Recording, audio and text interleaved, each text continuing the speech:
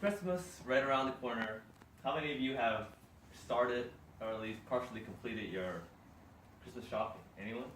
Some? Okay. Well, let's all face it. Most of us hate doing this process. It probably involves shopping and finding certain objects that will never materialize. And you hate it because, one, you might not be able to find it. And two, will it be receptive? There are many questions that also come about with this process. The gift process of whether will it be appropriate, will it be suitable for the giftee, will it be too expensive, will it be too cheap, or is it actually appropriate? All these questions are just part of the issues that come.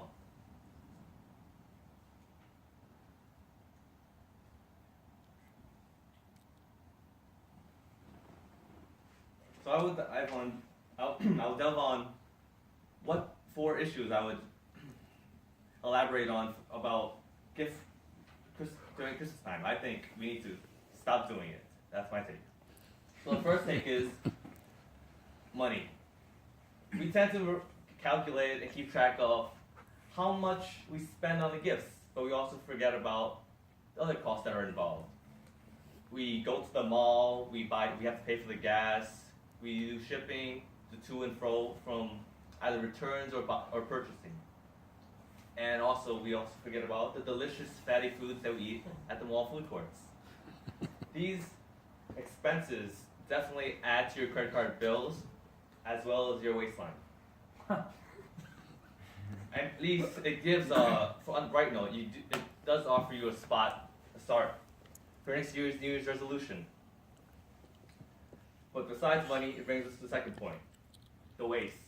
Yes, the waste, not this one. The waste that you will require about packaging. You're packaging your gift. There may be the newspapers, the papers, the plastic, the material, zip ties, cardboard. Yes, that list is endless and absolutely ridiculous. Every year we do this, and you have to also find out that people, what if it breaks when you ship it or deliver it? That's definitely an ideal present you want to give or present to someone? Probably not. And we all participate in the craze in which we all frantically go and shop like it's the end of a post-apocalyptic movie in which we all run down deals and see, oh, that deal sounds great, we're going to have to go there and buy it. But that doesn't always happen. But what does happen is we buy it, we bring it home, we package it, and then on New Year's Day, we rip it apart. And what happens with all these wastes? We toss it out. Eventually, probably the gift may be tossed out as well, or tossed aside in a storage facility or in the back of your closet. Which brings me to my next point. How well received is this item going to be? You and I both know there are objects at the end of our closet that we know they exist, but what they are, where we got them from, we often forget. And I mean those bad clothes. There's obviously that article of clothing or that DVD that you already have, but it's there for whatever purpose it may serve.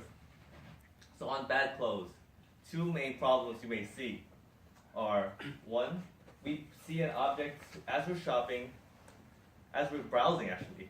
It's like, oh, that dress or that shirt absolutely fits or will be excellent item for Amy or John. Really excellent?